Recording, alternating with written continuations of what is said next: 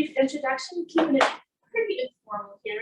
Nichelle is an international board-certified lactation consultant who wears very many hats, a number of which she is a very active and engaged member of 757 Breastfeeds. She has years of experience as a lactation consultant. She successfully breastfed 2 beautiful babies. She was my lactation consultant. She is a wealth of knowledge, and I know that she's going to really educate us. And in the context of Black Breastfeeding Week, she will not only dispel some Black breastfeeding myths, but I know that she will give us a true reclaiming of our history and reclaiming of traditions of breastfeeding that were lost through the process of racism and slavery. So I think we're going to have a really fantastic event. Thank you so much, Nichelle, for joining us. I will give her the floor of my time. Thank you so much, Sierra. She's such a gracious host. She's so sweet. So I will actually have you just skip to the next slide, I believe. My name is Nichelle, like Sierra said. I am an IBCLC, and I have breastfed my 2 children. My son was 6 months old when I decided to embark on this journey on becoming a lactation consultant, and he is now 5. So why me? Like, why am I here talking to you guys about this stuff? I'm an IBCLC. I'm also an educator, and let me know if the sound is good. If the sound is not good, please let me know in the chat. I'm an educator. I do lots of education for lactation professionals on things like relactation. So bringing your supply back up once it has gone down, exclusively pumping, which I am an expert at because I did it with my oldest. He is 5 years old and he is still breastfed. He still takes breast milk in a cup. I am in these streets and I'm about this life. When I say that, I mean that I'm not just a professional, I'm a mom as well. I'm experiencing a lot of the same things that my clients are experiencing. When I was Sierra's lactation consultant, I showed up at her house about 8 months pregnant with a very big belly. So experiencing a lot of the same things that you guys are experiencing. Next slide. I have no conflicts of interest to disclose. This is just a shameless plug to show you guys my kids. That is my SonShine, DJ, and my rainbow. Her name is Shelby. Having conflicts of interest means that anything that you see in this presentation today, any of the products that I may show you, I'm not affiliated with any of these brands. They won't send me anything for you. So I have no conflicts of interest to disclose. Next one. But we're just going to tackle a few of the myths. I thought long and hard when Sierra and Sarah asked me about this. I was like, well, what are we going to talk about? Personally, if you know me, I am someone who really kind of hates to rehash the whole history of Black breastfeeding. And I say that because as a culture, we are so much more. There are things that our ancestors and that our parents and their generations went through, but that's not who we are. That doesn't define us. And for the longest time in this country, a lot of people use that to define Black breastfeeding, what it means and what it looks like. We're forging our own history. So we're going to kind of jump right into some of our myths. I composed 10 myths that are really common in our culture and in our communities, and I want to just kind of dispel those. Now, I'm not going to tell you that something is a myth or incorrect without giving you a reason why and kind of how to rectify that and to work with the families that you work with. So myth number 1 is that Black families don't breastfeed. That is absolutely a myth. The facts are that 73.6% of Black mothers, and those who identify as mothers, because we know that there is a group of people who do not identify as mother who still breastfeed, and they do identify as Black or African American. But 73.6% of them breastfed or initiated breastfeeding at some point. Now we know that as time goes on, those numbers do get a little bit lower than our counterparts in other races and ethnicities. But 73.6% of us are initiating or at least doing some breastfeeding within the first 6 months. Myth number 2, breast milk is not enough, like it's watery. Get that baby some cereal. Who's heard to give that baby some cereal? As an international board certified lactation consultant with all those little letters behind my name, I still have family members who know exactly what I do say, you sure she don't need milk in the cereal? You sure she's throwing up. It might not be thick enough. Yeah, it might be the breast milk. The facts are, cereal in a bottle is a choking hazard. That's the first thing. It's just not safe for baby. The holes on the nipples were not designed for particles and solids to pass through. When we talk about solids and liquid, there are 4. There is liquids, gases, solids, and plasma. If it is not a liquid, it must be one of the other things. Just because it is mushy, just because it is watered down, does not make it a liquid. You would have to liquefy it. You would have to make it a juice. So cereal in a bottle is a choking hazard. When infants, suckle on bottles and they suck it down, they can aspirate. So it's really, really unsafe. Fact number 2 is breast milk is comprised of proteins, human oligosaccharides, antibodies, 800 plus strains of bacteria, and all these good things. So many more things. Those things are filling. Human milk is nature's perfect food for baby. Your body has created it. Of course it's gonna be right. Like, whose body makes something that's not good for their offspring? We don't say that in any other species. We don't say cow's milk just might not be enough for baby calves. Kangaroo milk is just not enough. You gotta go get that baby a fox or something. Nobody says that. We don't do that with any other species except for humans, which is crazy. Human milk or formula should be the primary source of nutrition for the first year of life. That is a hard limit. There is not really any room for interpretation on that. The American Academy of Pediatrics stands by this, ACOG stands by this, the World Health Organization stands by this. And that has to do with how babies' digestive systems work. Their systems before 12 months, and sometimes even after, are not capable of digesting different sorts of proteins that we have in regular or people food. So we don't want to make it harder for them to digest it. That sets them up for all kinds of gastrointestinal issues, and we don't want to do that. We don't want to introduce that into their systems earlier than needed, but we also want to make sure that they're able to absorb all the vitamins and nutrients that they need. And formula is not a requirement for adequate growth. This has really been sort of a myth that circulates in, I know for certain in the Black community that, okay, well, once they hit a certain age, the breast milk is just not good enough. Okay, once they hit 3 months, you need to give formula. Okay, once they hit 6 months, breast milk doesn't have enough iron. You have to give them formula. You actually don't have to do that. You can just supplement their diet with complementary foods that have iron, or you can give them an iron supplement. Next slide, please. Myth number 3. That's why everybody want to watch your baby. They clingy. And it's because of the breastfeeding. Your breastfed baby is so clingy. Oh my gosh, nobody gonna want to watch them. Why she cry every time somebody else holds her? He don't want to let nobody watch him overnight. He don't sleep through the night. It's because you breastfeeding that baby. That is a complete myth. That babies like their parents. They like it. They like their parents. You have been baking that little tiny human for however long they were in there. Even the youngest of microgrades has been with you for months. You've been growing a person. You are all they know. They know your heartbeat. They know the way your lungs sound. They know the way it sounds when your blood flows through your veins. Of course they like you. They don't know these people, right? Imagine just walking into some space, and we do it all the time. We go to social events and you don't know anybody there. You either go hang out with who you know, or you stay to yourself. If you're a social butterfly like my husband, he just talks to everybody, but that's not the norm. You think when babies come out, everyone is bigger than them. So now they're meeting people who are bigger than them and not the familiar faces and sounds of their parents that they know. Some babies even, they say they're clingy and they don't want to go to their partner. So the non-gestational parent, dad or mom or the partner, it's because the gestational parent, they have been with them. They know them like the back of their hand. They just want to be with you.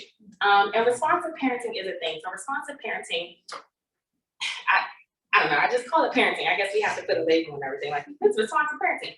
Hugging your baby, kissing your baby, loving your baby, smiling at them. That's responsive parenting. If they cry, you go to them. If they do their special little dance, that's the fart dance or the pee-pee dance, or, even when your kids get older, you know when something's not right. It starts in infancy. And babies know that. They identify with that. I know that if I cry, my mom is going to come pick me up. I know that if I do the pee-pee dance, my dad is going to say, hey, go use the bathroom. It's just a thing. Breastfed babies are not any clingier than any other type of any babies fed by any other feeding methods. It is actually the character and the personality of the baby. And the parents. Yep. Sorry, no, I know that's probably maybe that's a good joke. Okay. Myth number 5. This is a big one. I don't know. Breastfeeding makes your boob sag. So girl, get that baby off the boob because your boob's gonna be sagging and be down to your knees. I'll share with you guys a little funny story. My son, we exclusively pumped with him, and I didn't realize until I had my daughter, or maybe until he got a little bit older, that he wasn't around a lot of breastfed people. Like he just didn't see it. I guess we just stayed in the house a lot. And he knew I pumped, he knew what it was. But when I had my daughter, and I told him I was gonna breastfeed her, and I told her, and he's like, Mommy, why are you feeding Shelby with your belly? And I was just like, DJ, listen, these books are limits and stuff. But what's up on breastfeeding? It's actually the ligaments in your breast stretching during pregnancy. So again, it has nothing to do with the method of feeding. People who feed their baby formula, their breasts sag too. If you've been pregnant, your breasts are gonna sag. It's just a biological thing. It's not something that's exacerbated by breastfeeding either. It's simply just your body type, your skin type, and the ligaments in your breast. Yeah, gotta get rid of that one. I don't know why they tell us that all the time. I think that's not gonna make us feed. Like, okay, get a record. Myth number 6. Lactation treats. You gotta get the blue Gatorade. Not the red Gatorade, but the blue Gatorade. Even though the ingredients in both the Gatorades are the same, except for the dye, not the orange one. Don't get that one. You gotta have oatmeal. Like you gotta get oatmeal. You gotta get not cream of wheat, not none of that. Oatmeal. You gotta get the fenugreek. Boosters, get all the boosters. Fine. Go to the aisle with Target and just take everything, throw it in your car. Because if you don't have it, you are going to just be unsuccessful. Can you click this for me? This is actually an Instagram link from a good friend of mine who is a certified breastfeeding specialist out of Maryland. I'm pretty vocal about what I do, so it comes as no surprise that I get tagged to a bunch of things on social media. One of the most common things being, I'm not making enough milk, please help. And 99.9% of the time, the comments start like this. Are you drinking a gallon of water? Yes. It's oatmeal. You have to pump after every feed, like have to. Fenugreek. I just get my baby formula and they're fine. Meanwhile, I'm like, what makes you think you have a low supply? Because most of the time when people think they have a low supply, they don't. There are very few cases, not that they don't exist, but there are very few cases that truly have low supply. So before you freak out and try all of these other methods to increase your supply, talk to a lactation specialist. By breastfeeding. So my good friend Fallon kind of broke it down for us. It is this conditioning in our minds, and it definitely runs rampant in the Black community. I have admin a Facebook group called Black Breastfeeding Mama Circle, and it is 11,000 different moms from all over the world, the US, territories, some in Europe. I used to be an admin of a group that is now at 120,000 Black moms. And we saw these things all the time, and it was this conditioning that even before you have the baby, hey, you're not gonna be enough. And you have to think about what that does to people's mind. You're not saying that, but you're saying, hey, at your baby shower, I bought you something just in case your body's not enough. That's a myth. And so as community health workers, as people who are working with, birthing parents, lactating parents, parents who are gonna human milk feed, whichever way they're going to, we have to really just be able to kind of dispel these myths and really take it a little bit further and think about why and how these things are running rampant, right? You're already setting them up for failure. Okay, I show up to your house, I want to see you and the baby, you're telling me you're having a breastfeeding issue, and the first thing I tell you to do is go get a pill. There's something wrong with you, we must fix it. There's something wrong with your milk supply, we must fix it. When really it's perceived insufficient milk supply. The average parent makes anywhere from, depending on if you're doing pumping and nursing or direct nursing, or you're completely direct nursing or completely pumping, they make anywhere from an average of ½ ounce to 6 ounces. That's it. A baby or a pump will only extract anywhere between 60 to 80% of the milk that is inside of your breast. Your breasts are a factory. They're never, ever empty. And so it's like, as soon as you start emptying them, as soon as the parents start emptying the breast or the chest, it starts to fill up again. So it is a cycle. They're never empty. And none of these things have been proven. It has been studied. It's not just like, we're just like, oh, we don't like boosters. There's nothing in any of these things that increases the hormone prolactin that makes you make breast milk. Breast milk is made from your blood, not your gut. What do you mean by that, Nichelle? It is synthesized from your blood. The minerals, the vitamins, and nutrients, the hormones are extracted from your blood, and then it is composed. It is not something that you can just eat and then in a few hours you're going to have more milk. It doesn't happen that way. If you find that you're experiencing parents who are having boosts with these things, I'm going to break it down as to why. Blue Gatorade. First of all, there's nothing special about the blue Gatorade. I don't know where that came from, like somebody, or the pink drink at Starbucks. I don't know what's extra pinky about it. These things have electrolytes in them. So if a parent is suffering from dehydration or chronic dehydration, and they drink these things, they may experience a boost. But if they eat a food with electrolytes in it, they may also experience a boost. So it's not just the actual Gatorade, it's the electrolytes if they are dehydrated. You find parents who say, well, I drank all of the Gatorade. I bought 80,000 pink drinks, and now, I'm $500 in debt, and also I have extra milk. It's because you weren't dehydrated. So you're properly hydrated, yay. Oatmeal is a very filling meal.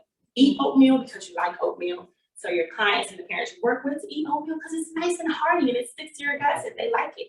But if you don't like oatmeal, don't eat oatmeal. It's really what it is. It's a lot of times you have postpartum parents where they're just not adequately nourishing themselves. Now you just said, Nichelle, that breast milk is made from your blood and not your gut. So what does food have to do with it? We use food for energy. If they are not taking in carbohydrates, if they're not taking in proteins, if they are not having food in their belly to make energy, then their body is going to slow down. That hormone production is going to slow down. It's not food. Fenugreek actually lowers blood sugar. And any of our nurses can tell you this. It can lower blood sugar in patients. It is not something, first of all, it's an herb. And it's not studied in pregnant and lactating people. We generally in the US do not study herbs in breastfeeding and lactating people because we don't know the effect that it's going to have on them. That being said, we do know that fenugreek lowers blood sugar. So if you have someone who has a condition and they take this, it can end up catastrophic. There have been repeated cases of parents who are really in a bad way, really readmitted to the hospital because they're not okay. It's caused gastrointestinal issues inside infants. And this is not just something I'm like, oh, Nichelle has saw this one time. This is something that the lactation community globally has seen. That being said, there is placebo effect. Some parents take it and it was great, or they were fine, or it did nothing for them. I know a lot of parents who report like, yeah, it was great for me. Okay, but this is not something that we should willy-nilly be telling clients to go out and get without a full health history. We can't do that. If something was to turn out very bad for this family, for that infant, then that would be on us. Now, thank God that people don't really operate like that. But again, this isn't something we should just be telling to go pick up from the store. Next slide, please. Myth number 7. Direct nursing is the only way to breastfeed. Now, I told y'all already that I was, so in my little circle, they call me Pumpiana. Even though I nurse my daughter, I am something like a pumping princess, a pumping queen, a little goat. And so if you could click on this fact right here. This is from my friend. This is actually Pump Purpose, Dr. D, Dr. Diana Dixon. It's a good friend of mine, and she's from Maryland. Lies, lies, and more lies, and lies on top of lies. So lies. It's not true. Exclusively pumping is the acronym. If you don't know what it is, sorry, I didn't explain that. Is when a parent utilizes a breast pump to extract milk from their chest or breast and to feed their infant with it. Exclusively pumping. They only pump. They do not latch the baby ever. Or some of them may pump more than they latch, but majority of exclusively pumping parents do not latch their baby ever. There's this myth going around that, well, if you don't latch the baby at least once, or if you don't latch it sometimes, you won't have enough milk, or your milk will be tailored to your baby, or your supply will go away, and that is absolutely just not true. It's just not true. Biologically, if you are extracting human milk, if you're stimulating the breast, the milk will come. It doesn't matter if it's a baby. It doesn't matter if it's pump. It doesn't matter if it is another grown person, whatever. I don't know, whatever you do.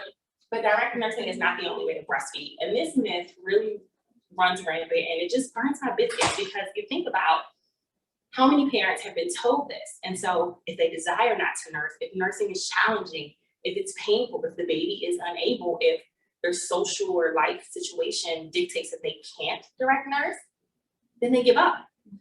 And now we've sabotaged the human milk feeding journey when we could have just introduced them to a tool that would help take them a lot farther than they were willing to go. We also have to dispel this myth because we live in the US, we're here in Virginia, of course, and we don't have paid maternity.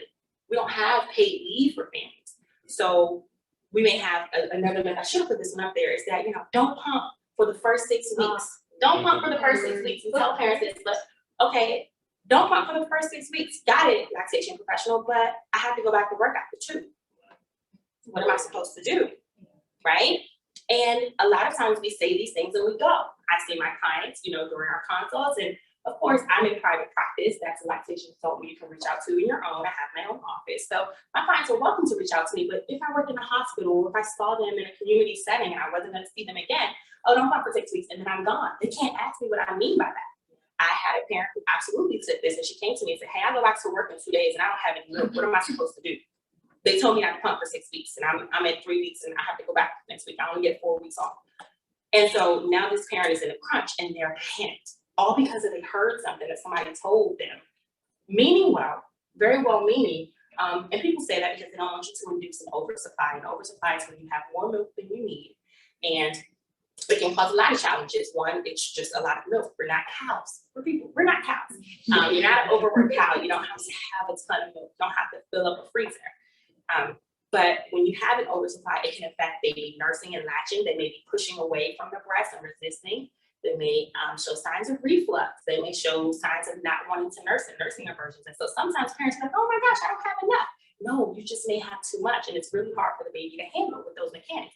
They can't put up their hands and say, hey, stop, mom, this is too much milk, or hey, stop, milk factory.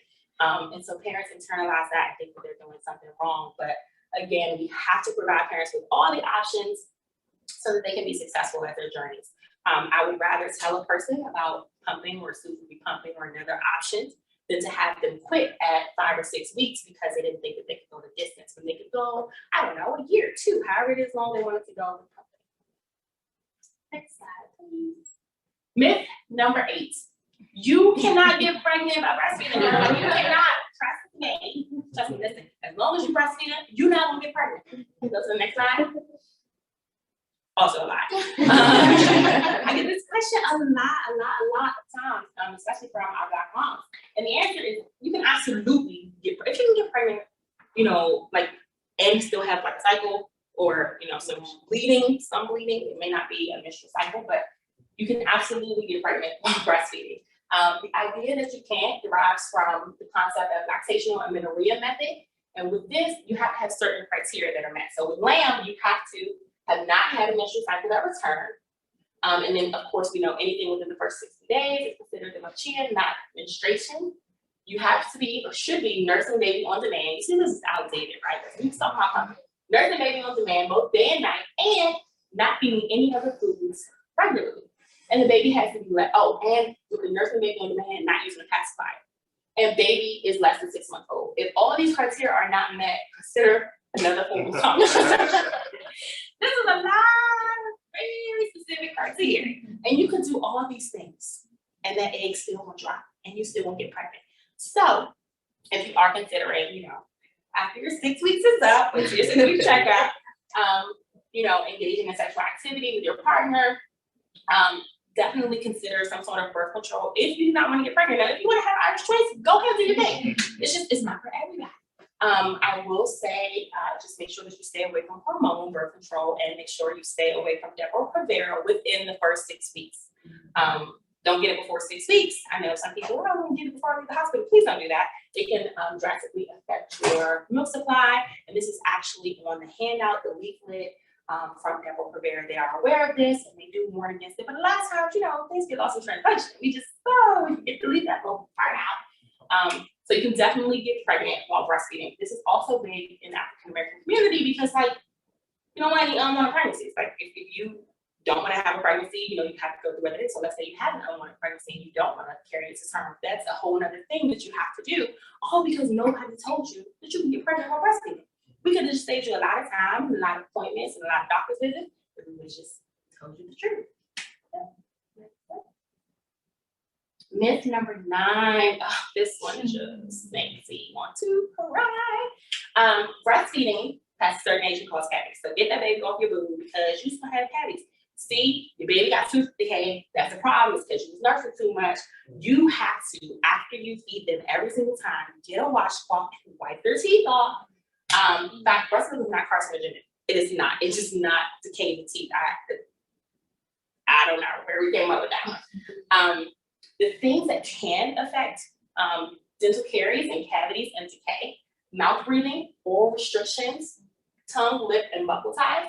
This is a really big one for a lot of lactation professionals. Ties, we were just talking about that. Both of my children have restrictions. I actually have a restriction, so you can see me now. You can see underneath my tongue. My tongue is in fact tied. I have great teeth though. Just kidding. No, they're very straight. No, I do have some cavities. Oral restrictions can affect it because the mouth cannot clear the liquids in the food. So if I'm eating goldfish and they're getting stuck up in the top of my lip, that's gonna stay there. Why? Because my lip is fused there, so it's trapped up in there. If my tongue is not moving the way it's supposed to be, moving freely, I'm not clearing the liquids. So maybe foods are getting trapped, liquids are getting trapped, and I'm not clearing those out of my mouth. It's the same concept for babies. So, right, they're holding things up in their cheeks or in the top of their lip or underneath their tongue, not swallowing the way they should be. This can absolutely cause decay, but it's not the breast milk. It's the functionality and the structure of the oral posture. Processed foods is a really big one.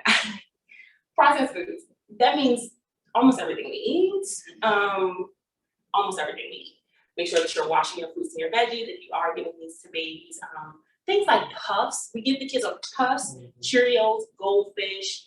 Those things are processed foods and they can affect decay. So when I see parents, they say, well, no, I breastfeed. I don't give them anything else, or we have a really clean diet. They come into my office, but they got a container of puffs. Or when they say, well, you know, my doctor asked me, you know, is baby drinking any or eating anything else? Like, no, we have a really good diet, we brush their teeth, but baby drinks juice. That's still a processed food. Baby is eating those foods. We really have to make sure that we get in there. I'm a parent of two. My youngest is 8 months. I just don't have the dexterity to do a lot of stuff that I should do as a parent. So I'm not going to sit here and act self-righteous, but a lot of times we don't have time to really get in there and get a good clean. Have you tried to brush the teeth of a toddler? Okay, it's literally. My son has a tongue and a lip tie, and it's like brushing the teeth of a wet seal. It's cheese everywhere. And so it's really, really hard, and we have to take that extra care to make sure that he's getting his teeth brushed so that he doesn't start to have decay. We know that he's working with those things. It's not to say that if you have these things, you're going to have decay. You just have to be on the lookout for them. And then, of course, hypoplastic teeth cause tooth decay. I have a nice little article here, and I don't know if you guys are going to send the slides out, but it's from a dentist. It's research articles in there. You guys can look at that later, but it talks more in depth about some of the things that I mentioned. Next slide, please. Final myth is milk sharing is unsafe. This one is really kind of close to my heart because I am a CHK milk donor. So if any of you out there are listening or you have clients, please encourage them to donate to the milk bank because there are a lot of babies, a lot of brown babies who could really benefit from milk donation and milk sharing. Black babies, according to the CDC report card, there were 31.9% of preterm African American babies born in 2021. That is a lot of babies who are going to NICUs who are needing human milk. I'm not saying that the parents cannot provide milk, but imagine having a baby unexpectedly preterm. Your baby is now in the NICU. You have had whatever kind of birth you have, whether it's natural, whether it's medicated or unmedicated, but everything is swirling. There are these people around you, and then the nice lactation consultant like me comes in and says, here's a pump for your life because your baby's life depends on it. That's very scary. That's a very scary thing. I couldn't even imagine. And so these parents can really benefit from milk sharing. But there is this sort of thing, and we talk about Black breastfeeding to tie it together. Milk sharing for African American families in this country is not just taboo, but it's very hurtful and very traumatic because there was a very long time where we had to milk share against our own will. Again, very traumatic when you start talking about it. You know, in my family, it's like, you sharing booty milk? Like, that's what you're doing. You're cool with that? Or people think wet nursing. You know, we talk about that. That's very traumatic. And so milk sharing is a more politically correct term because you are sharing the milk. You may not be nursing someone else's baby. Maybe you're pumping it or expressing it. Or maybe you are doing community nursing. That is a more for parents who engage in this type of thing on their own free will. So we look to the next slide. Facts. I have made this little graphic here. It's from Eats on Feet International. They're an organization that does peer-to-peer milk sharing. So we'll talk a little bit about that. Formal milk donation is something like you would see at CHKD. Ashland Baker is the IBCLC over there. I'll share a great little Ashland story. I tell this story to everyone who will listen to it. So I have a niece, and my niece has Down syndrome. 2019, she was born, and my sister-in-law was put in the same predicament that I just talked about. She had a baby preterm. It was a very traumatic situation for her. She didn't know that the baby would have some health issues. And so baby went over to Katie's nice, beautiful NICU. My sister-in-law was having some issues producing her milk for whatever reason. I was a milk donor at the time, and she asked me, she knew I had some milk in my freezer, if she could have that milk. And they told her in the NICU, whoa, wait a minute, you can't just be bringing random milk in here now. Okay, calm down. Can't just be doing it. My sister-in-law will bring some milk, can't be doing that. So I put in a call to Ashland, and Ashland had them bring me a pump up to the NICU, and she allowed me to sit there because I was an approved donor. I had done got the screening. She allowed me to sit there and pump milk for my niece, and I will forever be grateful to her for that. So that is formal milk sharing, where you pump your milk, you take it to the milk bank, they screen you. There are Humana, so Human Milk Banking Association of North America, milk banks all around the US, but we have one super close here, so we're very, very lucky. And they are soliciting for donors. Informal milk sharing is peer-to-peer, friend to friend. You get linked up with another mom. Hey, I like you, you like me. I think you cool, you think I'm cool. Can I have some of your milk? Sure you can, I'll give you some. This is actually super common. It's a super common thing. And so the 4 pillars of safe breast milk sharing, because I always say, like, people who are like doing nefarious things generally aren't sitting at home like pumping their milk. You know, I mean, drug dealers don't really sit at home like pumping milk. They have other things to do. So informed choice, of course, talking to whoever it is that you're having as a donor. Ask them any questions you want to ask them. Anyone who's going to be safely milk sharing with you will not mind. I have done formal and informal milk sharing, and parents have asked me, hey, do you have a recent blood, panel that you've done? Oh, actually, I did one with KD. Sure, you can have a copy of that. Or, do you have any sort of conditions? Do you have any health issues? Do you have hypertension? Like, whatever it is that they want to know. And of course, informed choice. So you know that you're getting milk, it's peer-to-peer, and it's not screened or pasteurized by a formal bank. Donor screening, we kind of talked about those things. Safe handling, asking the person, hey, how do you handle this milk? How old is this milk? Are you keeping it in the freezer or a deep freezer? Do you wash your hands before you back the milk? That's kind of like a thing. Like, you have to make sure you wash your hands and make sure the bags are sterile.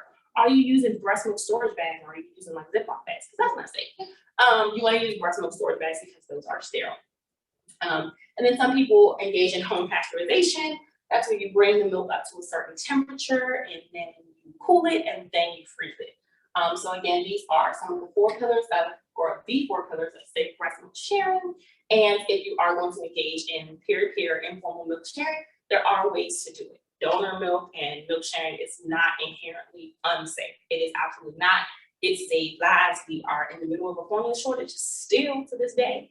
And babies have to eat, and we saw a lot of it in the last few.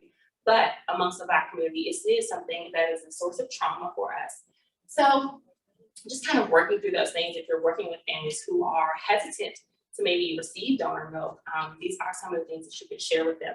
There are some cultures who do not do milk sharing. It's like they don't do blood transfusion, they don't do milk sharing. And so that's something that you have to be cognizant of, culturally sensitive to the things that are happening in their culture. But if not, if you're open to it, this is always an option that you can offer to those parents. Yeah, we are at the end.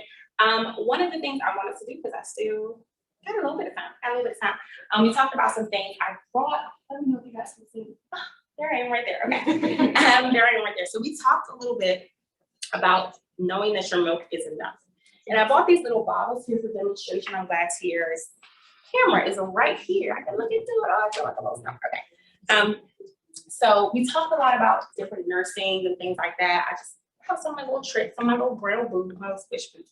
But I wanted to delve into a little bit about bottle feeding, because we're talking about breastfeeding, and my little hashtag is pumping is breastfeeding.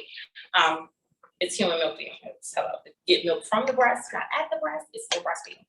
So talking a little bit about parents thinking that there are enough and dispelling those myths that they don't have enough milk. I want us to do kind of a visual representation of what enough looks like. So this is a bottle. Is it still good? Yeah, you just have to hold it up. Oh, this right? Perfect. Okay. This is a bottle. This is actually what an infant is taking in their stomach in day 1. This is 1 teaspoon, and this is per feeding. So however many times baby is feeding, this is just about what they need. You can see here that it doesn't even coat the bottom of this bottle. And I'm using these very big bottles for a reason. We'll get to that. This here is 1/2 ounce, and this is what a baby is taking in around day 3 of life. Again, at every feeding, this is it. You see how tiny this is. If a baby was nursing at the breast, then obviously you can't see this. And this does vary a little bit, right? Like maybe your baby likes, so I don't know, 1/4 of an ounce. Oh, is that better? Good. We're Okay. just flipping them so they can see. Okay. Okay. This is 2 ounces here. So from between around day 10, baby will be taking in 1.5 to 2 ounces in the bottle.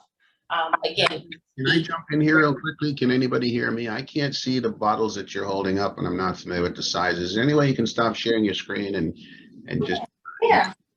That's a great point.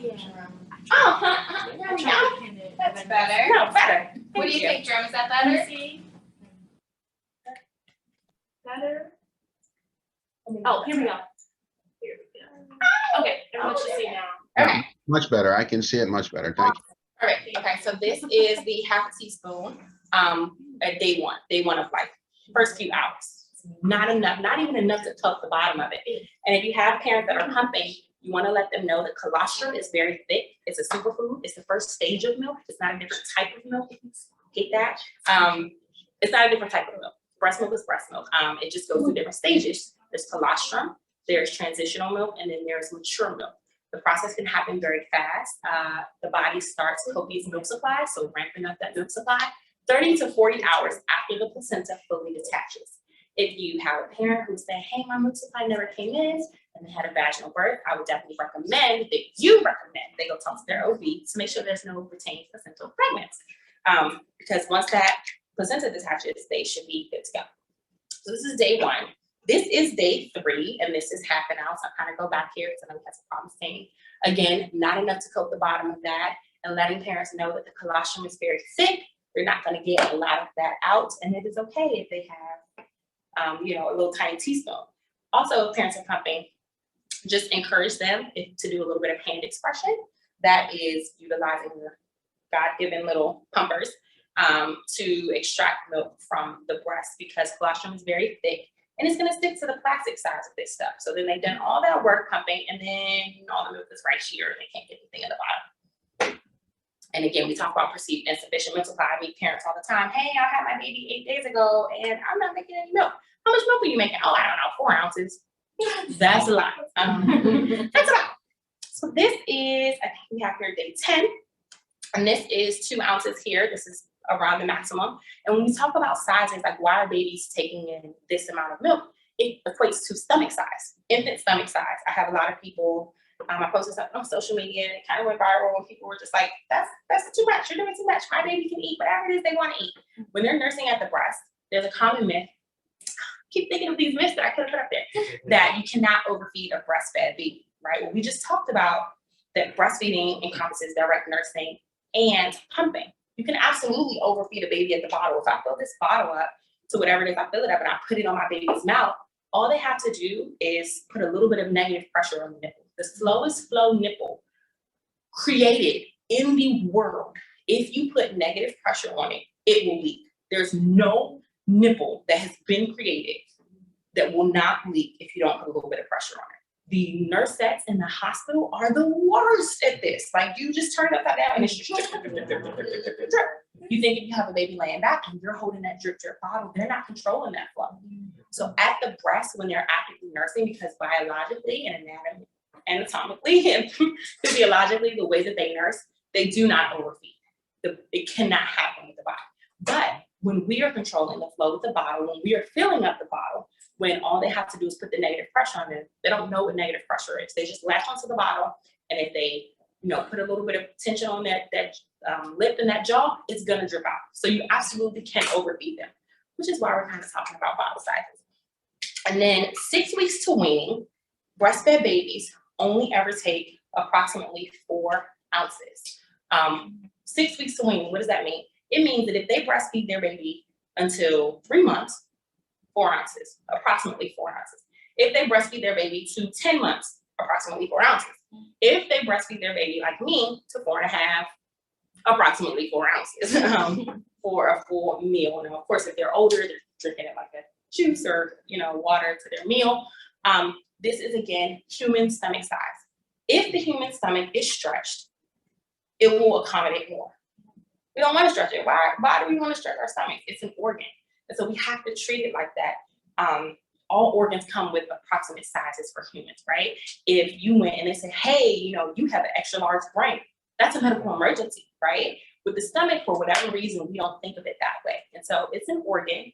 It should be adequately filled. I'm not saying starve your babies or telling your clients to starve babies, but really just giving them a good guide, because breast milk is not this tap where you just go get some scoops and add some water and there's just more. We have a limited supply. A lot of times people say, just give the baby more milk. Well, what about I have more milk to give? Now I'm feeling inadequate and I got to add extra pump sessions and I'm stressed out and I'm trying to find a donor. Just really teaching parents and empowering them to not just work with what they have, but that their bodies are enough. They can do this. And it's very important in the Black community because we, even with that 73%, we still have the lowest breastfeeding rates in the entire US, which is crazy, right? Because we saw everybody else in the US how to breastfeed. Like, we talk about it. We talk about wet nursing. That's our history. We know how to do this. Our ancestors did this. We are capable, we are empowered, and we got the goods.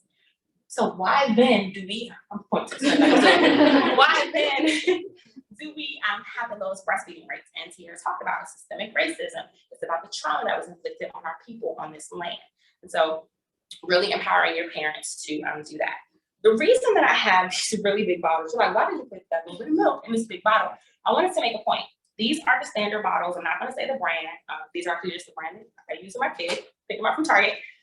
They come in 9 ounces and 5 ounces. This is a 9-ounce bottle. When I hold this up to you, it doesn't look like much, does it? It actually isn't even halfway full at 4 ounces. This is their smaller bottle. Look how full this bottle looks. This bottle looks like a full feeding, right? You hold them up together. It's all about perception and teaching your parents about perceived insufficient milk supply. These are the same amounts. Yet if I was to give this to a parent or to a baby, they may think that it's not enough. They have this big bottle and it's not even full. So how is my baby getting full? Tiny but mighty. Almost every brand of bottles makes smaller ounces. The hospital ones are really good at having the mLs on there and keeping the volume low to make sure the babies aren't being overfed. But I mean, we're human. We find a way to do whatever it is we want to do. So if you do have parents who are concerned or struggling with milk supply, or maybe you see them prenatally, would be something good to kind of tell them, hey, get you some 5-6 ounce bottles. You don't have to get the big ones. You don't have to get the big 10 ounces. If you are sending or they're sending their infants to daycare, me and Tiara talking about daycare, making sure that, I do this with my daycare. I have these bottles. I got these. My baby shower, and I was sending these, and my daycare was telling me, like, oh my gosh, there's not enough. Joey's not getting enough. My daughter is 8 months old and 24 pounds. She's not even on the growth curve anymore. But for the longest time, they told me she wasn't getting enough. Her bottles are so tiny. Look at these little small bottles. They said, look at these little small bottles. It's the same concept. I see we have the smaller bottles of water here in the conference room. You get the big bottle. It's the same amount in those little tiny bottles. So just teaching your parents about those things. The last thing I want to show, because Sierra and I had talked about the flange fitting. I have my little brown demo booth here. I like to make it an inverted nipple because, just for a little graduate depth. We're talking about just appropriate flange fitting. I actually have here a manual pump. I wanted to bring a manual pump because we're in a community setting and we talked about maternity leave. We talked about people might not have insurance. You may be working with people who don't have insurance or who their insurance is not giving them these fancy $500 wearable pumps and working with what we've got. So this is a manual pump here. Let us know in the comments if you have ever seen a manual pump. A manual pump just has a little lever here and you just utilize it that way. The parents can do the suction themselves and they will have to do each breast individually, but this is an option for your parents if they're on the go. I actually got this out of my trunk I keep this in my trunk because in case I go somewhere, we live in an area where we have tornado warnings and hurricane warnings. What if the power goes out and I can't utilize my pump, right? Teaching things like hand expression. You don't need anything for that. You don't have to buy anything for that. Unless you have carpal tunnel, then may not be ideal for you. But if the power goes out, maybe you didn't recharge your pump, maybe you forgot, maybe you got to get on the road really quickly. Having just one of these, you can get these very low cost for under $30 at like Target or Walmart, or even at like the pharmacies have them. So having your parents utilize something like a manual pump, it is a learning curve, but it's okay. You can learn everything and utilizing that way. And we also talked about just proper flange sizing. So I don't know if I can get close enough to do it. Yeah, it might be a little bit, sorry. I brought different breasts to kind of see how they look on the flange side. So a flange is this little funnel here. This is the part that the breast goes into. It's generally cylindrical like this and a little cone shape. There you go. That is so cool. I can see myself. Not all of them will detach like this, and they come in sizes. The smallest that I have ever seen is a 10. It has to be ordered specially. And then the biggest that I've ever seen has been a 38, also has to be ordered specially. But your clients, generally with their pumps, US-based pumps, are going to get either a size 24, 25, 27, or 28 and a 30. So just letting you know. So a little bit on flange sizing. We're gonna take our little breast here. Flange sizing, when you go, to visit your parents, maybe you're in a home health setting, maybe you work in a hospital, right? And you have to go in there and they say, hey, does this look good? Does this fit good? One of the things I like to tell healthcare workers is that this size is going to change. You have engorgement. Your breast, a parent's breast may look like this in the beginning, and then once the swelling and edema goes down, it may look like this. If they've had IV fluids during their birth, it's really going to cause them some engorgement. So I always like to tell parents and providers that the size you may use in the hospital or the birthing center is most likely not the size that you're actually going to need once that swelling goes down. And so that's something that you guys can tell them. If you work in a hospital, just give them a kid, but you can tell them, make sure you come back and get sized or reach out to someone and get sized. So that swelling is going to go down. And I always recommend about 2 weeks after birth that they are resized if they're going to be pumping then. If they're not going to be pumping, they have 3 months of maternity leave, just get sized then. So we'll talk about flange sizing. We're going to stick this in here. What I'm showing you here is just a breast. If you can see there's a lot of space around this breast tissue. And so you want the parent to have a fit that fits snug, but they should not be able to utilize that. One of the big myths that we see in the community too is that you should get as much of the areola in the baby's mouth, or none of the areola should be coming into the flange. But what if they have big areolas? All areolas are not created equal. So we want to make sure that we are being intentional when we're telling them these things. So this one would be too big. Just right now, this is definitely too small. This one would be, sorry, I'm going to use my too small book. We're just going to make it work. When you have here, what you want to have for the parents is, I'm going to stuff some more in here, is a generally kind of a snug fit. So you want it to be able to touch the sides, but you don't want it to rub. And so if I had electricity on this, or I could do this, you would be able to see that there should not be any sort of air and space around that one. That would be just a just right fit.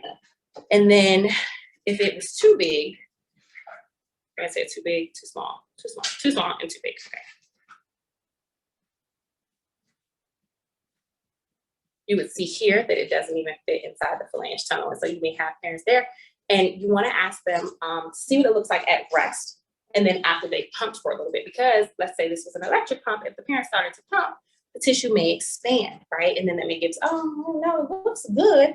No, let's see what it looks like at rest. And then let's let you pump a little bit and see if we can get you a little size that's more comfortable. So that is my little spiel on flange fitting. Thank you guys so much for being here with us today. I know we kind of talked about our myths, but I really wanted to give you guys some good information that you could take back with your clients. Sierra and Sarah have my contact information. If you ever have any questions for me, you can find me. My brand is SonShine and Rainbows Lactation. My little sunshine, my little rainbow, my little rainbow babies. So feel free to reach out. I'm generally at 757 breastfeeding meetings, so you can find me there. And yeah. Yeah, questions. I have some to ask. Yes, absolutely. And then I'll get to the course. chat. Folks in the room have questions. Yes, please do. Good presentation. Oh, Thank you. Thank you. Thank you. I was wondering if you could show us just the basics of what someone like a home visitor or a social worker who will be in the home, what they could do. And I'm in my mind thinking about hand expression and how helpful that was for me and learning how to like get some milk out, help with increasing production, but then also encouragement. So that's my question. So I'm going to use my fair skin boots because my hands are brown. So the first thing you see, I have them kind of here in a semi-crescent. Now, this is kind of how a parent's going to hold their boots. They're probably going to take their dominant hand and put it underneath. So maybe we'll do it this way. And these are some things you want to hold it on this side. You want to hold it and make sure that your pinky is behind their areola, wherever that may sit. And that is because it's very sensitive around here and you don't want to cause any trauma to this area around here. So you put it right there. One of the techniques I really like to use is just a little squeeze. So if you can see here, my hands are just squeezing those ducts on the side, that breast tissue that's fostering that milk to come closer to the nipple and to come out that way. If they're very sensitive, you could do like a patting motion, like if the breasts are really full, kind of take it around, they can do that. You can even do it, well, like let's just say so it's attached with one hand, kind of go around there. They do make massagers and things like that, but I mean, everybody is not my massager. You don't need massager, you just need your hands. You can also use some warm water. So if they're in the shower, I like to encourage my clients, hey, I know you're a new mom, you're not getting a lot of showers a day, but when you do get that one shower, just massage it. And it doesn't have to be for increase of milk production, just for comfortability. It also teaches parents to really be aware of their breast anatomy, right? So they can feel when something's not right. If they know what it feels like when it's right, they can also feel when something is not right. So they can tell you if there is not there, if it's tender there. You know, some of my parents say, well, I actually haven't even really touched them other than put them in the baby's mouth or it's a pump. We want to teach them just some breast massage there. So we got there with the hand expression. I'm gonna do it this way. You want to have the parents take their thumb, put it behind their areola, take their hand and put it underneath the breast, wherever it feels comfortable for them. And this is for any size breast. Like you could do it on this one. This is a tiny boob. And it may look a little bit different. My C is different on this hand, but it still works there. You want to have them take it and just slide their hand back to their chest wall, bringing the breast tissue back as far as they can.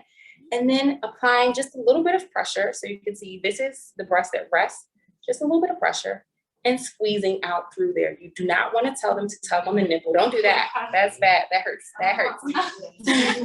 So just slide that hand down and you can see like that. And then that tissue will come like that and it will start to squirt.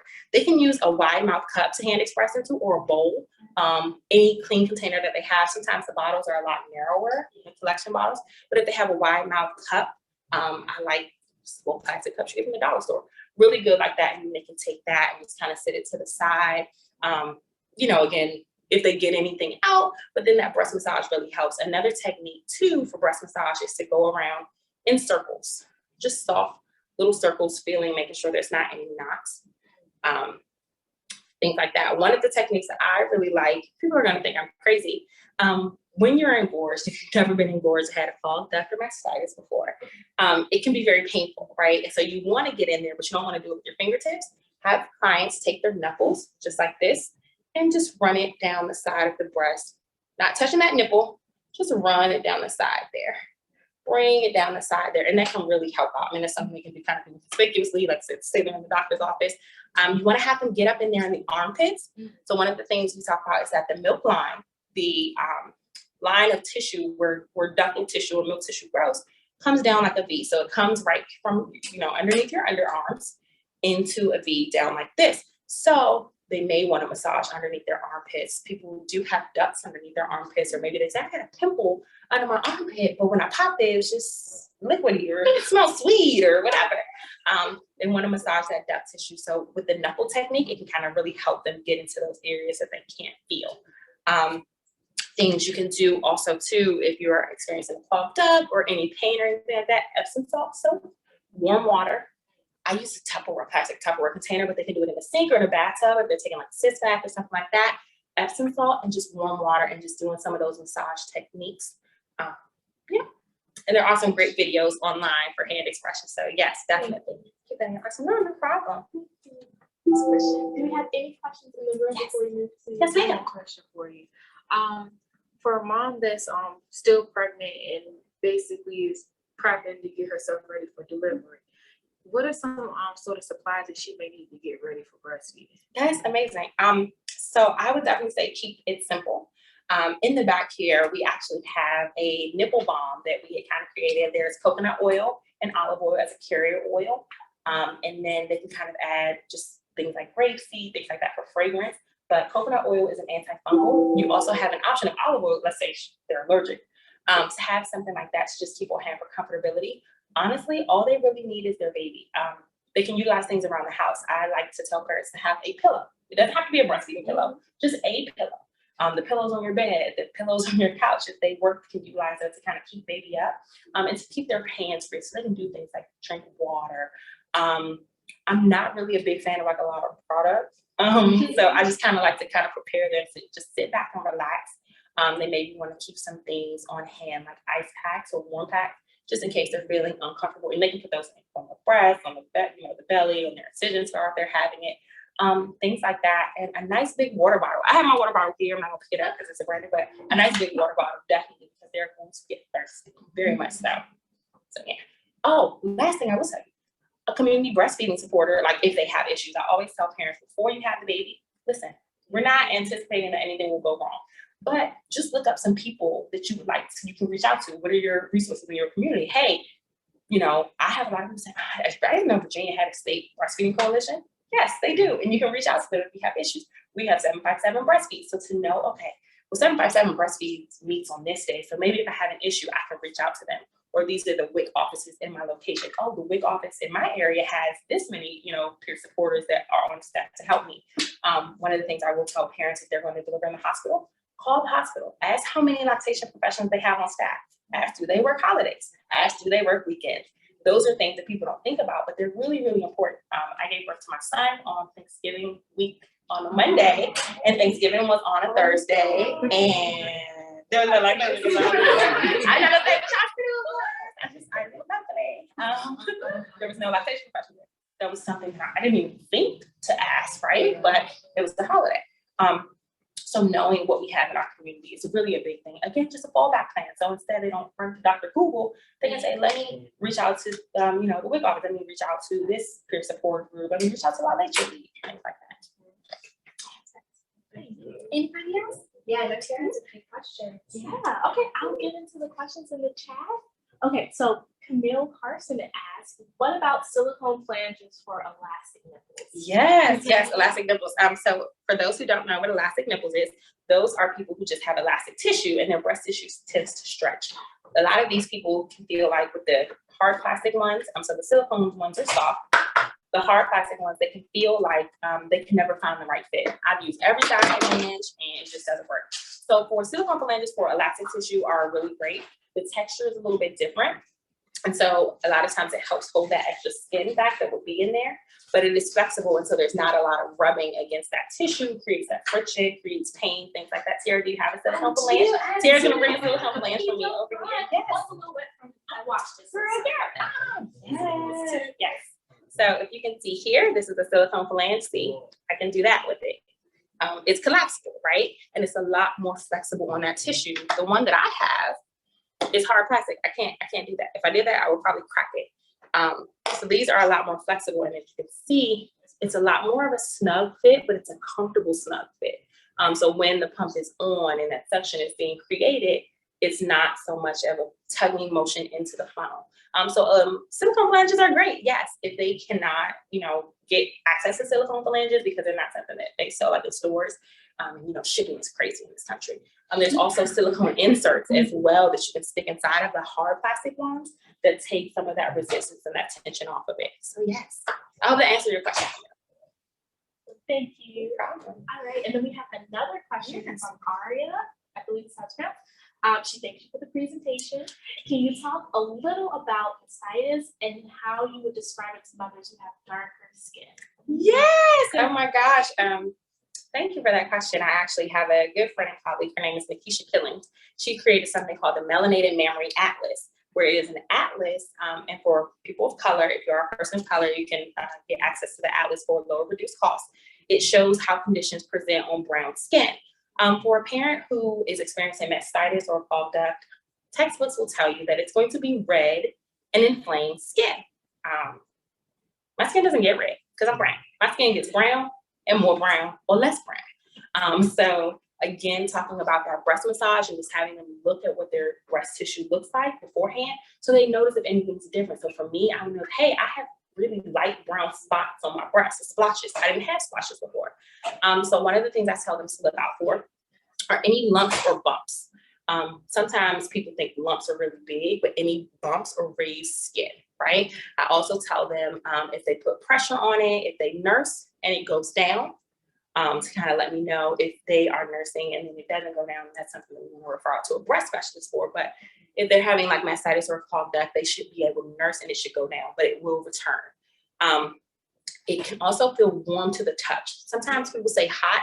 It doesn't feel hot. It can feel warm to the touch or it can sting, feel prickly. So if you're feeling prickles or things like that, that can also be a sign of a clogged duct, whether it is you're nursing or at rest.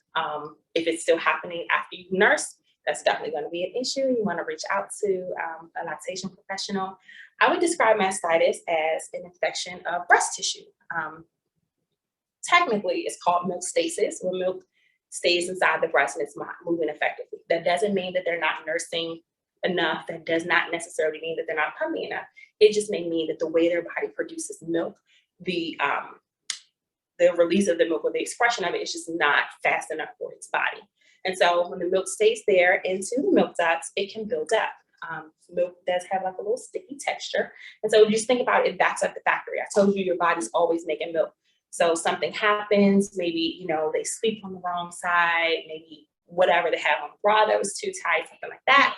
It gets a little backed up and they get a little bit of a plug, but the body's still creating milk. And so it's getting backed up and that's where that pain comes from.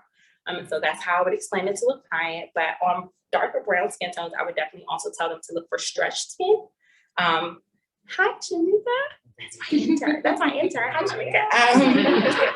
Also look for stretched skin. So if their skin, they're engorged, but it looks really, really stretched and tight, that can also be a sign of having a clogged duct on brown skin. So yes. Some of the things you said gave me a little flashback. And for the application, we will share that out. Yes, I just yes, wanted to let you know. yes. It's an amazing resource. Okay, that next question from Daphne. For exclusive pumpers, what is the appropriate level or volume to pump to maintain or to increase the milk supply? Good question. So that is going to be subjected to the parent. When we talk about pumps, what Daphne is referring to is the vacuum and the cycle.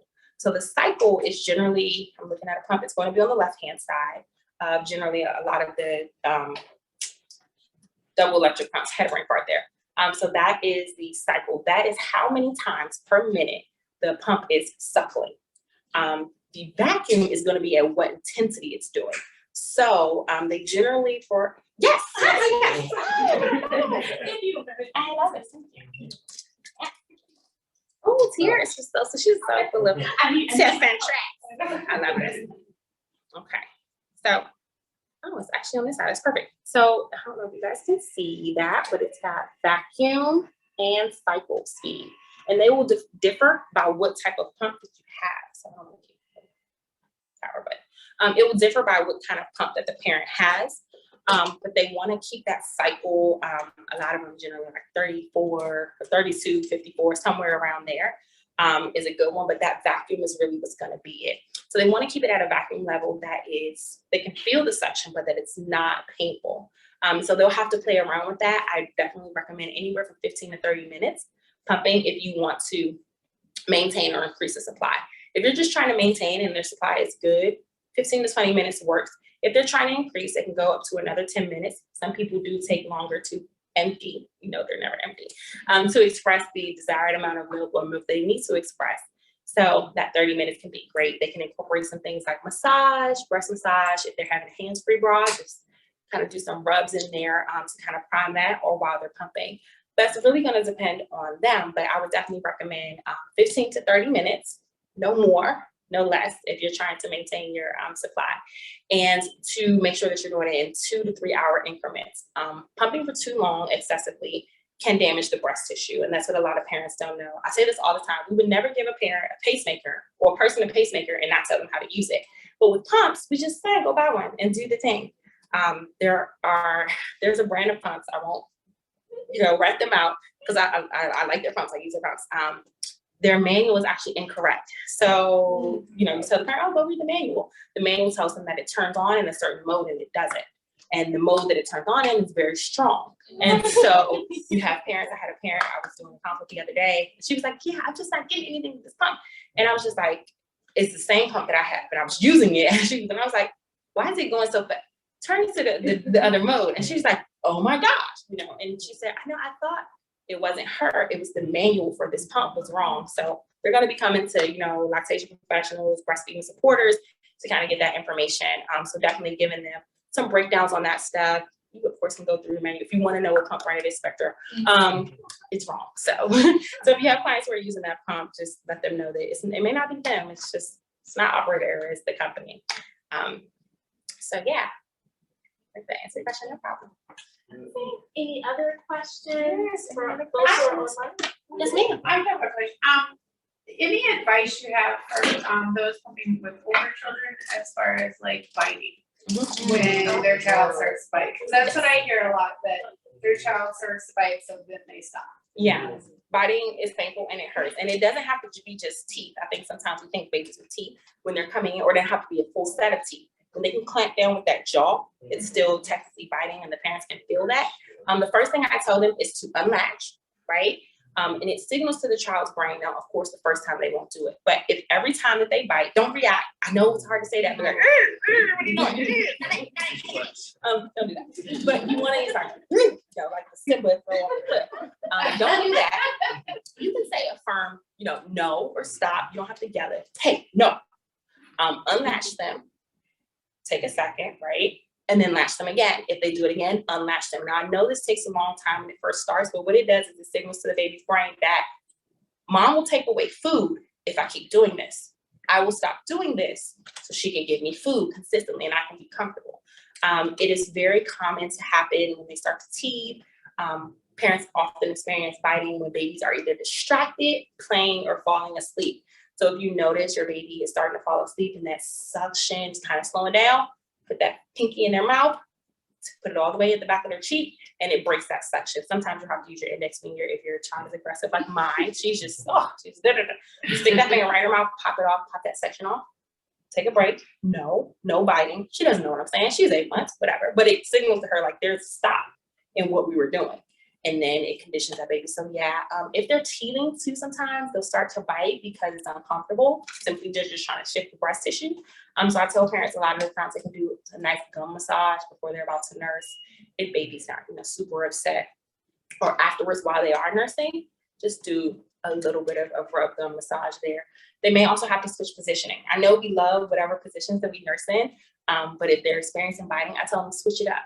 Maybe you like cross cradle, but maybe we need to do upright, right now, so we can kind of focus on that. And then once baby kind of gets through that. But yeah, the biting is super painful.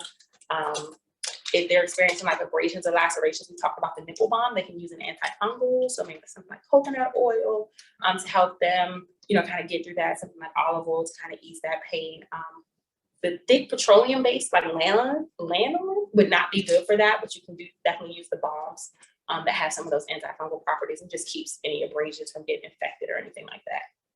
Yeah, that's no problem. Someone asked about whether or not you recommend offering teether before. Yes, a teether, frozen teether. I keep one of those little chewy, like the chewy giraffe things around or something for her to kind of put in her mouth.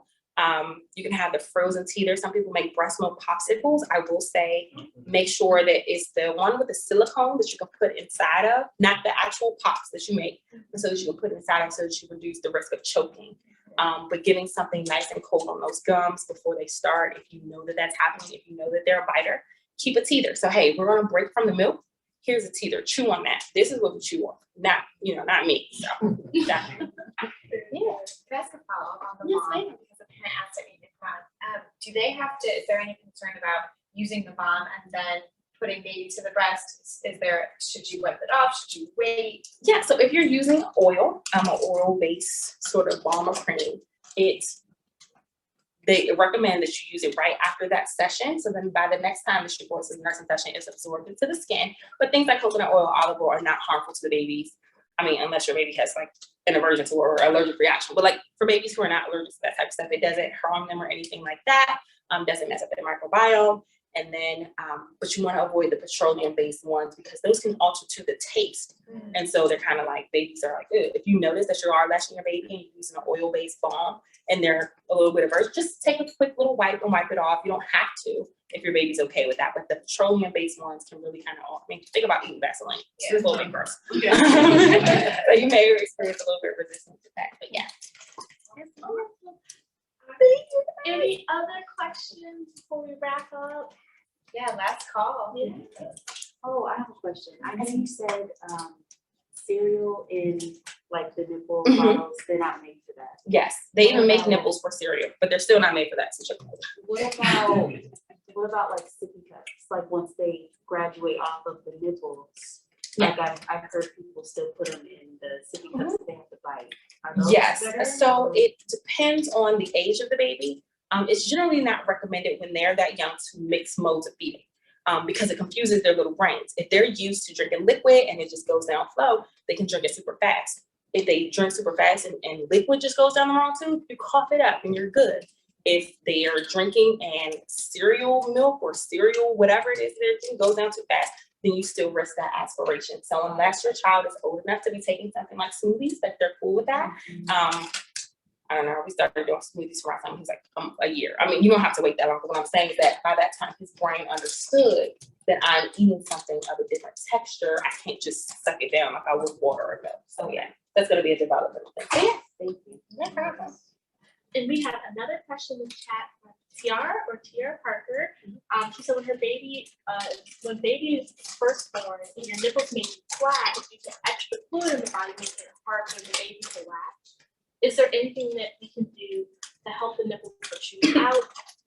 In her experience, in the first pregnancy, she tried applying pressure, but she wasn't successful.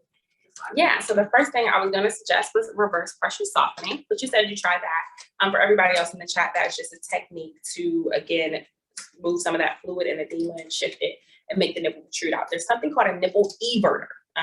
Excuse me, it's a little, like a horn inside. I just walked past that from the house. It's about like $8 or whatever, and what it does is it just suctions it out.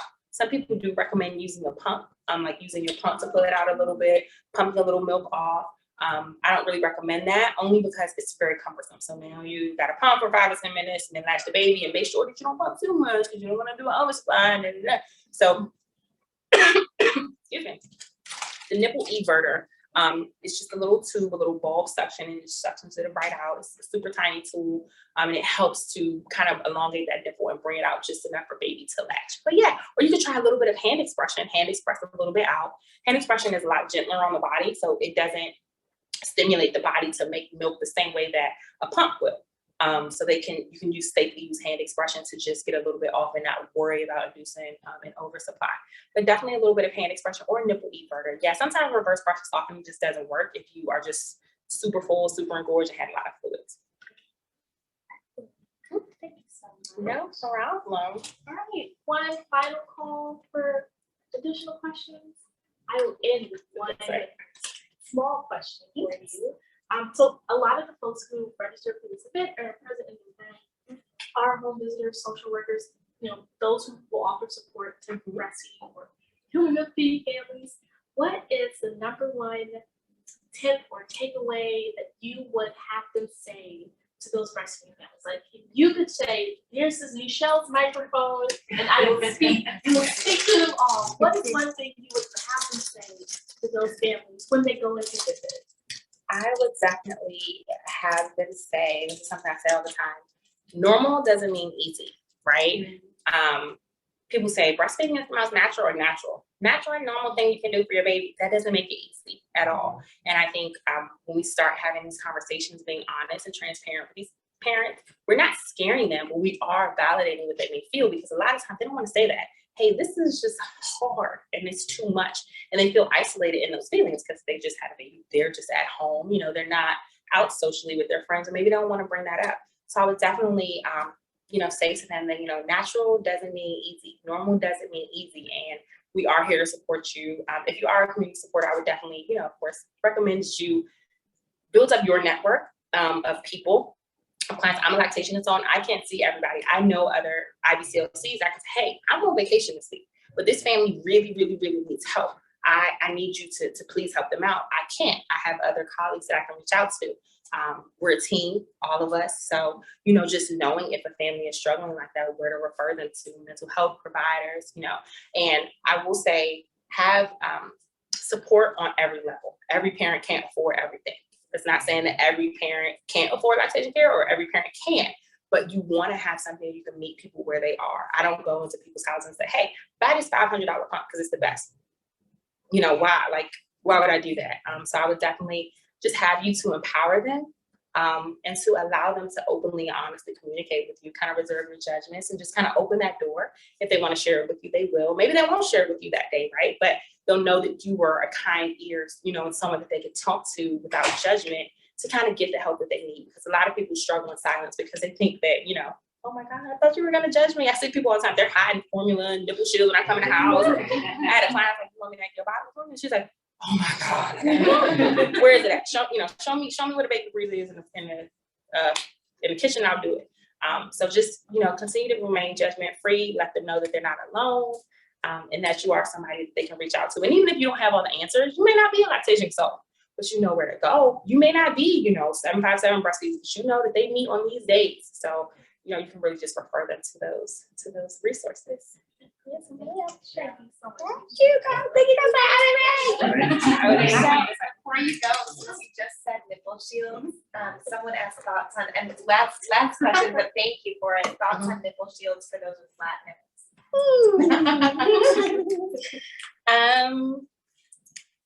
I don't know where the thought process that flat nipples mean a nipple shield. Nipple shields are indicated in infants who have structural issues, not just because a parent has flat nipples. So my thought process on that is that a nipple shield is a tool. I will say this. A pump is a tool, a nipple shield is a tool. Anything that you give them outside of their anatomy is a tool. When we introduce tools, we have to have three things. We have to teach them how to use a tool, how long to use the tool, and how to wean and not use the tool anymore. And if we are not going to be able to do that, I do not think we should be giving them out. I mean, I use that in my private practice. If a parent tells me, I'm just coming to you for one visit, I'm not going to introduce a tool that I'm not able to help them wean from, because what happens is baby gets dependent on it and now they don't have any issues with it. Nipple shields can inhibit transfer up to 23%. Okay, so if you have a parent who's struggling with their supply, or a baby who's having an issue latching, introducing a shield just because the parent has flat nipples inhibits the transfer. So now the baby's transferring 23% less up to than they would have transferred without it. So I would definitely recommend trying positioning, things like that, trying things like the nipple e-burger, trying anything and everything before you introduce a tool. I'm not saying don't use them, but I do know that in our culture, they're handed out like candy.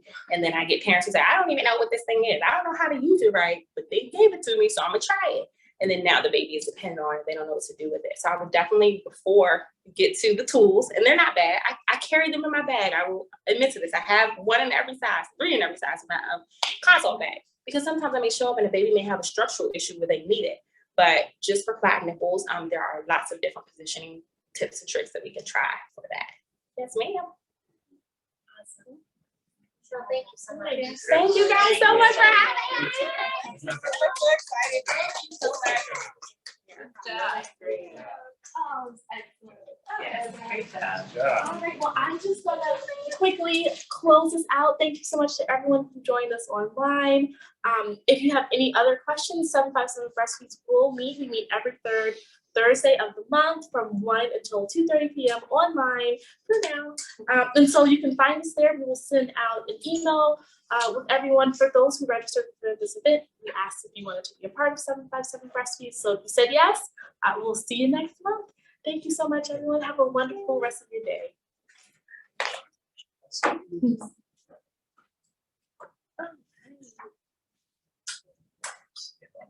Yeah. Carolyn.